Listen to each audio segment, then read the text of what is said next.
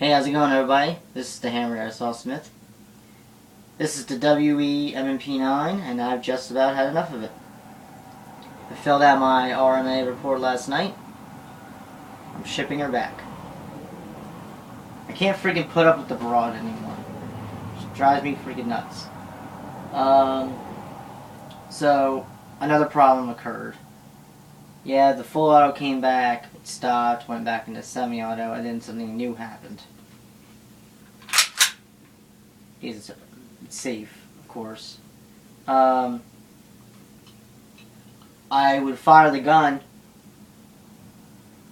and the slide would come back and get stuck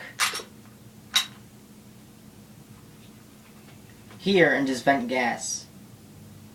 Take the mag out, stop venting gas, of course, because there's no connection between the gas valve and the loading nozzle, or blowback housing, should I say. And then it would just snap forward, pull the trigger, and be fine. No, wait, it had a dead trigger. Yeah, that's what happened. It had a dead trigger. It didn't fire again. So pretty much, just to make sense of it, okay, the gun was ready. I fired it. The slide came back to about here. Vented gas. No, not there. Here. Vented gas. And back forward. And then if you were to pull the trigger again, it would not fire. That click would not happen. Anyways, I couldn't figure out what that was about. Excuse the noise, some dumb shit on a tractor. It decides, hey, you know what, I'm just gonna prowl around on the side of the fucking road. Anyways, man, so I was like, okay, what was that about? So obviously the barrel and slide or something was locking up. And I realized too, when I went to go rack this, regardless of what you think about this may not be a big deal to you. If it's not a problem to you, then, like, I don't really know what to say. Because I don't think like that. To me, this is unacceptable.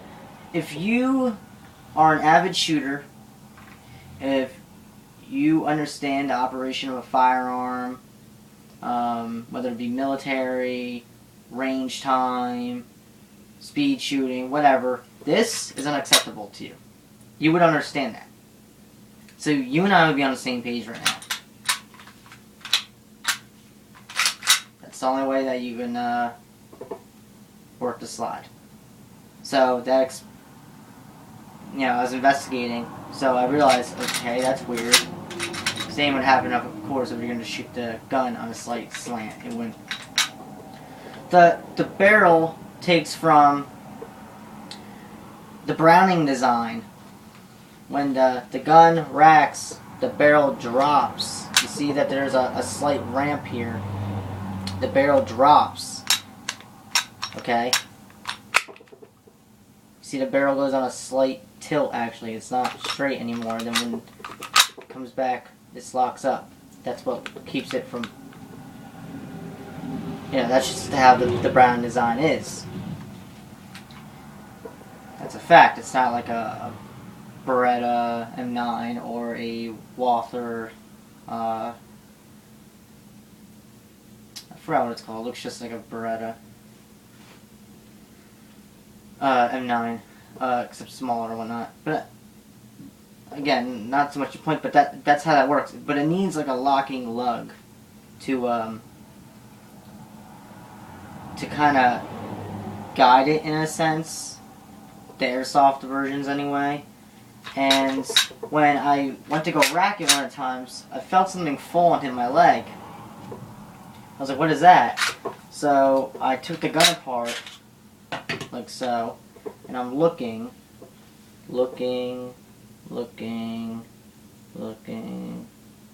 Wait. What the? There's clearly a piece missing out of there. And this is the piece. The little locking tooth, or whatever you would like to call that. And I know it's that, because as soon as it fell out, it started doing that. Well, not as soon as it fell out. It's a very thin piece. That could have just been chilling in there, but the slightest bit, literally. And then just fell out when I took the mag out. I don't know why they made it so flawed. Let's take doors here.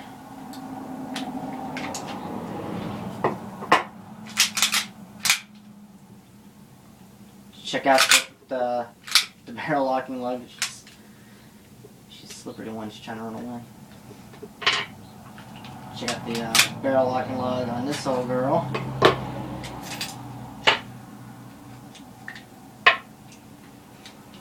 This might take 2 videos because you know the 1911 is just an old pile of dust that takes so long to disassemble. See that right there? That's the equivalent to that piece that broke on the M&P 9. But this is on the WE 1911. Look how thick that is. Look at the girth on that piece. Look at that. What's your excuse, WE? That just goes to show I've never been a WE fanboy. If you want to call me a fanboy or something, go ahead and call me a WE 1911 fanboy. Because realistically, I don't know if you knew this. Freaking phone. Screw it. Am I answering it? Although it's very distracting. But anyways, yeah, you can call me a WE 1911 fanboy because those are the only WE guns I've ever owned. So, let's just clear that up. All my other guns were KWA. You want to wipe her off. And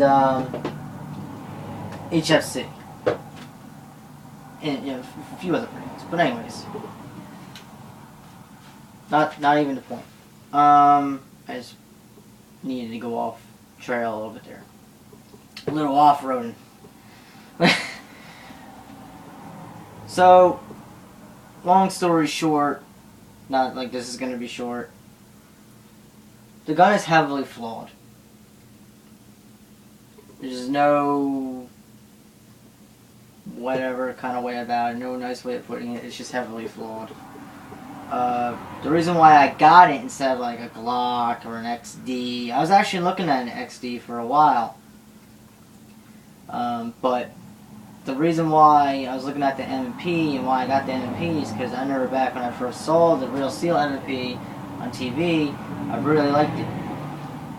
And immediately thought to myself, well, are they ever going to come out with an Airsoft version of that? And if they do, I'm going to want it. Well, turns out I had the funds, so I wanted it. And I got it.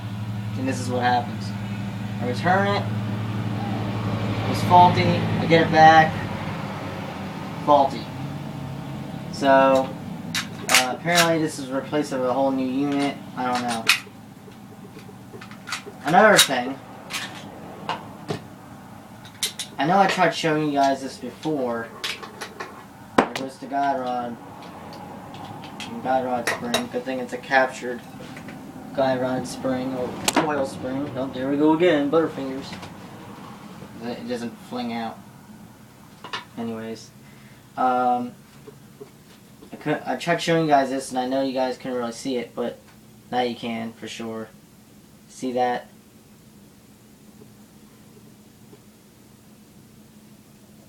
See that big ass triangular cutout? Look at that. It's even got rough edges on it. There's no way in hell that was machined that way. There's no way. There's no way. And out of both of my M&Ps, that's what I got. The slide looking like that. Again, I don't blame Evike. No. I blame WE. What the hell's going on up in there? I don't know. I don't know. The slide is so hefty too. It's made very well itself. but there's a chunk missing out of it. This barrel locking lug is flimsy as hell. The hop rubber sucks. It's horrible. The gun shoots a little to the left. I don't know if I mentioned that, but I don't know if that must have something to do with the hop because it creates a seal, an airtight seal between the gas and the BB. So, yeah, that would leave it to the hop. Or the exit of the muzzle here, but that's not flawed. So I don't know what that is. Yeah, this hop wheel doesn't even have an arrow and how to adjust it, or which way to adjust it. And when you do adjust it, it's practically nothing. And I think WE was fully aware of this because they didn't even bother in this user's manual to put anything in here about how to adjust the hop up.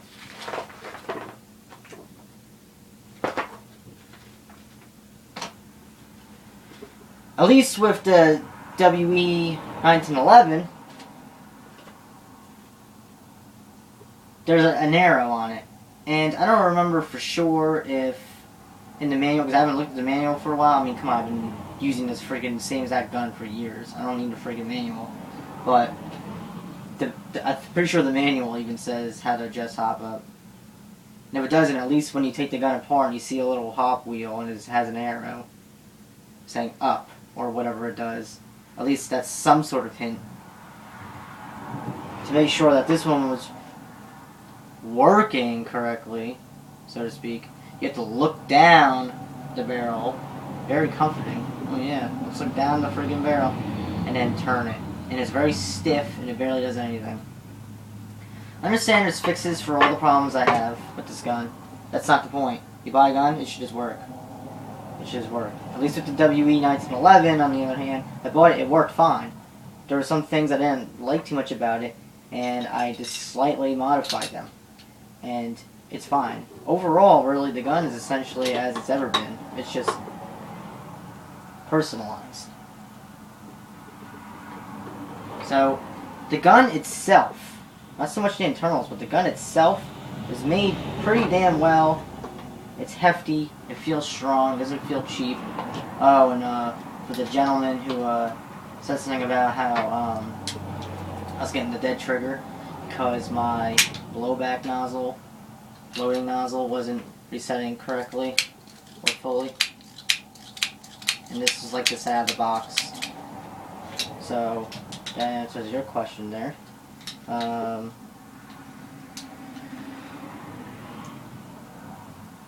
But there's that. So I'm gonna try and get it exchanged. I emailed e-bike asking for an exchange, and they said that they could do it. So I had to fill out an RMA report first, and I did. We're still yet to figure out what's gonna happen. I think what's gonna happen is I gotta ship this back. They'll pay for it again, and they'll check it out, see if it qualifies to get an exchange, and then they'll probably ask me what I want in exchange, and then they probably give me store credit for what the thing's worth, and then I'll probably purchase a different gun, and it'll go on from there. What do I want instead? I'm sure some of you may be curious of what I want instead of this gun. If worse comes to worse, I guess I'll just return it and get another one because I don't want to have to give back my money. No, I didn't save that money just to get it back. It didn't make any sense. I saved it specifically for an airsoft gun, specifically for this one, but it's not working out. I want a different one to replace it. I don't know, man. I was looking at the Lugers. I was looking at not the XD, because the XD apparently has similar issues. I don't want any part of that. I was looking at possibly like a more tactical 1911. I'm a 1911 guy.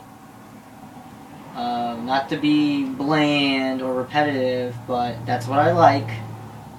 I'm not going to get something just to please everybody. I'm not going to sell out and do everything just to please everybody. You know what I mean? Like, so, I don't know, maybe like an MEU. I never had an MEU. I'm looking for something utilitarian.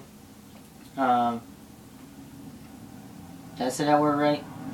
Utilitarian. Sounds like a utility reptilian. Yeah. Oh, this is embarrassing. I can't remember how to pronounce that word. I don't use it a lot. Utilitarian. Yeah, you guys get it. Something utilitarian. Which, this would have fit the bill, but not working out. So, yeah, like an MEU or a Kimber full-size, like government model look-alike. Like the Warrior or the Desert Warrior. Something. Speaking of which, I don't know if I mentioned this in the beginning of the video because the video is so long and I had so many whatever things going on that it's kind of distracting. I ordered a new gun last night, so next week I expect to see something new on this table. Something I've been dying to get for like forever, longer than I wanted this. I've been wanting to get the gun that I ordered last night since, I don't know, a couple years after I had Old Faithful here. So, there's that. In a nutshell. Bye. Bye. Not working out. Maybe in a new life. Maybe in my next life. Not really. Maybe when WE... I don't know. I don't get it. They were upping their game and then all of a sudden they just... I don't know. But maybe when they fix the flaws, I'll wait. I don't have a problem waiting. I waited to get a GameCube when it first came out. I can wait to get a WE M&P that's actually gonna work 100% of the time, because it's a damn crying shame. I'll see you guys later. Stay tuned. And thanks a lot for sticking around, watching my stuff. Have a good one.